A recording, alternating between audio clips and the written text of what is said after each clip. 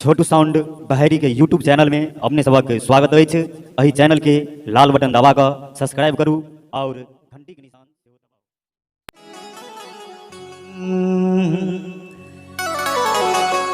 अरे हमरे खातिर तोहरा के दुनिया में भेजोले बारे। अरे हमरे खातिर तोहरा के दुनिया में भेजोले बारे।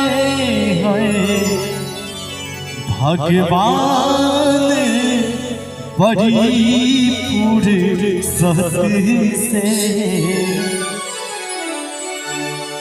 भगवान बड़ी फुर्सत से तोहरा के बनौले बारे। भगवान बड़ी फुर्सत से तोहरा के बनौले बारे। हमरे खातिर तोहरा के दुनिया में भेजोले बारे। हमरे खातिर तोहरा के दुनिया में भेजोले बारे। ए भैया भगवान बड़ी फुर्सत से तोहरा के बनौले बारे। भगवान बड़ी फुर्सत से तोहरा के बनौले बारे।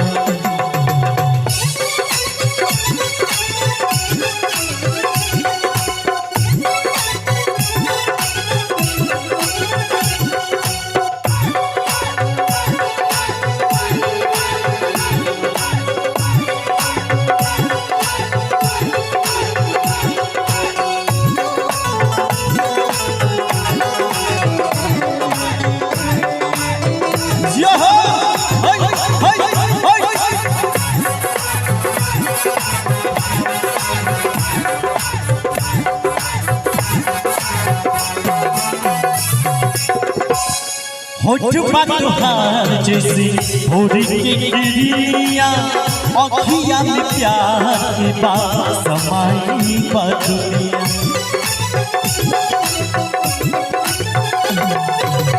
होठ बतहार जैसी भोरी की गिरिया अखिया में प्यार के बात समाई बदुनिया। बिंदिया बुझाला इसे जैसे चांद सजोले बारे।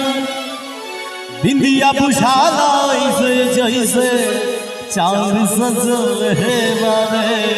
ए भैया भगवान बड़ी फुर्सत से तोहरा के बनौले बारे। भगवान बड़ी फुर्सत से तोहरा के बनौले बारे।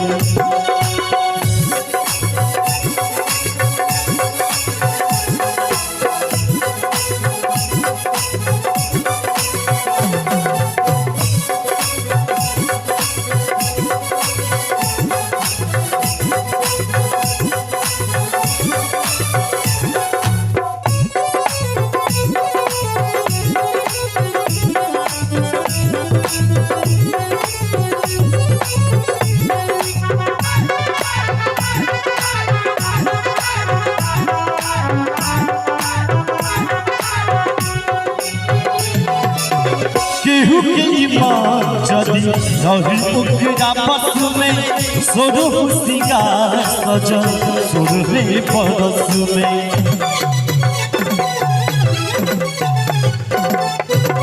केहू के ईमान जदी रही ओकरा बस में सोरह सिंगार सजल सोरहे बरस में।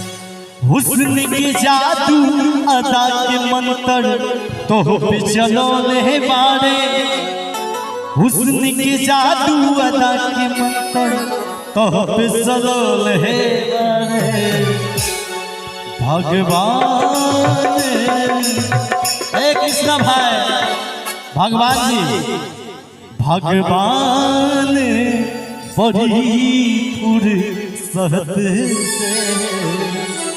आए तोहरा के बनौले बारे भगवान बड़ी फुर्सत से तोहरा के बनौले बारे भगवान बड़ी फुर्सत से तोहरा के बनौले बारे भगवान बड़ी फुर्सत से तोहरा के बनौले बारे।